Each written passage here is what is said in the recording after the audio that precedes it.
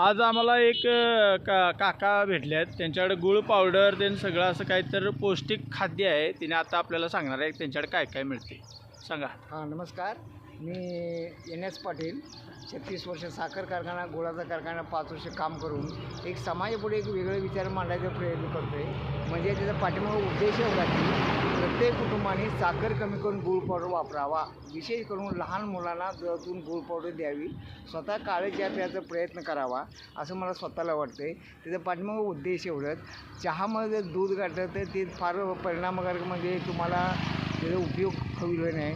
ते पित्त होणं, हे होणं, छातीत जळजळणं, ह्या सगळ्या गोष्टी माझ्या स्वतःच्या अनुभवावर मी 4 लोकांनी सांगायचा प्रयत्न करायला आहे.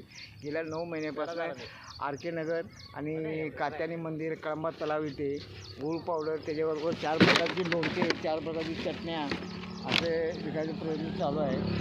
तरीसुद्धा समाजाने या गोष्टीचा विचार करून प्रत्येकाने बाबा गुळावर प्रेम करण्याची प्रयत्न करावी ही माझी स्वतःची एक भावना आहे आणि समाजाला एक विनंती आहे. त्यातून मग चांगल्या गोष्टी काय ते घडवायच्या दृष्टिकोनातून आपण प्रयत्न करूया. आता तुमच्याकडे काय काय प्रोडक्ट आहेत ते सांगा. माझ्याकडे आहे 1 नंबर 5 प्रकारची लोणचे आहेत, 5 प्रकारची चटण्या आहेत आणि सल्फरलेस गूळ पावडर. 10 रुपये, 20 रुपये, 40 रुपये, 70 रुपये किलो अशात नाही.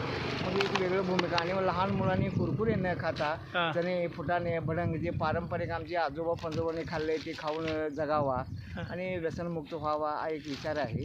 आणि त्या दृष्टिकोनाला माझं धडपड चालू आहे. आज न उद्या यश मिळेल ह्यासाठी भुकेला आहे. यशासाठी मी संघर्ष करीत आहे. Thank you. Well done. Goodbye. आणि जर तुम्हाला असंच पौष्टिक खायचं असलं तर ह्या नंबरवर तुम्हाला कॉल करून ते घरपोच तुम्हाला प्रोडक्ट आणून देतील. तुम्हाला म्हणजे आत्ताच्या युगात सगळं केमिकलचं आहे, खरं ह्यांनी स्वतः आपण तयार केलेलं सगळं मिळणार आहे तुम्हाला. त्यामुळं पौष्टिक खावा आणि निरोगी राहा.